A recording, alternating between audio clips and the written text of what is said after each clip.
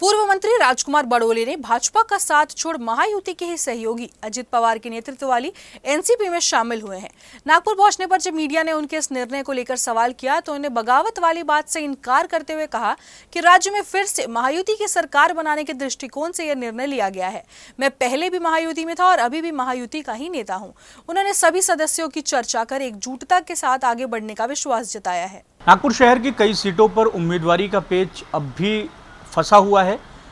बीते चुनाव में दो जो सीटें थी उसमें भारतीय जनता पार्टी ने बहुत कम अंतरों में जीत हासिल की थी। एक दक्षिण नागपुर की सीट, एक मध्य नागपुर की सीट।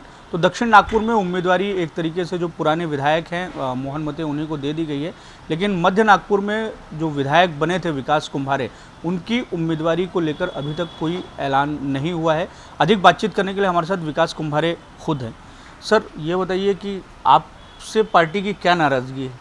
पहली लिस्ट में आपका नाम नहीं, मोहन मते जो दक्षिण नागपुर के विधायक हैं वो भी बड़े कम अंतरों से चुनाव जीता था उन्होंने पिछले चुनाव में, लेकिन आपके साथ में क्या नाराज़गी होगी? कैसा है, भारतीय जनता पार्टी में कोई नाराज़गी नहीं रहती है। अब टिकट मांगने वाले इच्छुक लोग बहुत हैं और उनका अधिकार भी है। जब कार्यकर्ता पिछले 10-15 सालों से काम कर रहा है तो उनका अधिकार होता है टिकट मांगने का। इसलिए सभी जितने भी कैंडिडेट है सभी ने टिकट मांगा है। अब पार्टी जो निर्णय देगी वो मेरे ऊपर भी एक पार्टी का कार्यकर्ता करके मैं अपना जो ये है वो निभाऊंगा। एक चर्चा ये भी है कि मध्य नागपुर में पक्ष और विपक्ष दोनों की तरफ से उम्मीदवारी के रूप में नॉन हलवा चेहरा सामने आ सकता है। इसको लेकर भी बड़ी ज़्यादा नाराज़गी है हलवा समाज में भी। पिछले 15 वर्षों से मैं एक हलवा समाज का कार्यकर्ता करके बचपन से इस फील्ड में काम कर रहा हूँ और हर हलवा आदमी को लगता है कि अपने जात को अब टिकट मिलना चाहिए, लेकिन ये पॉसिबल नहीं है। भारतीय जनता पार्टी ये सर्वपक्षीय पार्टी है और उसमें सभी जाति को, धर्म को, पंथ को लेकर वो काम करती है। इसलिए पार्टी भी विचार कर रही है कि किसको टिकट दे, वो विचार करके अपना निर्णय लेगी।